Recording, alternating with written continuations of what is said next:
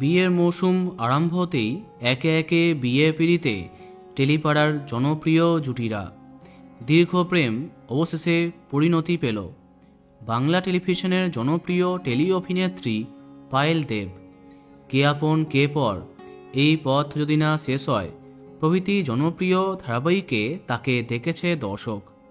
শেষবার কে প্রথম কাছে এসেছি ধারাবাহিকে তিনি কাজ করেছেন। তারপরে বিয়ের জন্য দীর্ঘ বিরতি। আগের বছর তার প্রেমিক শিখর টন্ডনের সাথে রোকা অনুষ্ঠান সম্পন্ন করেছিলেন। শিখর একজন পাঞ্জাবি।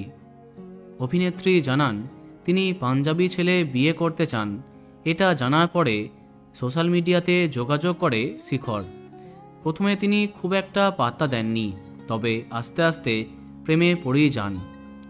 গত 2রা ডিসেম্বর ফিল্মি কায়দায় তাদের আংটি বদল হয়েছে।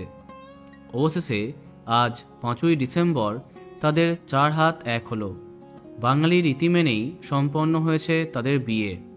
সকাল থেকেই সামাজিক মাধ্যমে উঠে এলো তাদের গায়ে হলুদের অনেক মুহূর্ত। অবশেষে সেই বিশেষ মুহূর্ত বিয়ে করলেন পায়েল এবং শিখর। বিয়ের চিরাচরিত পোশাকে টেলিপাড়ার এই নতুন দম্পতিকে অপূর্ব লাগছিল। তবে এখনও তাদের বিয়ের খুব বেশি মুহূর্ত সামনে আসেনি।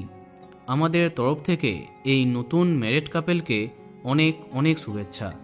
তো বন্ধুরা, তোমরাও শুভেচ্ছা জানিয়ে দাও, ভিডিওটি লাইক এবং শেয়ার করো।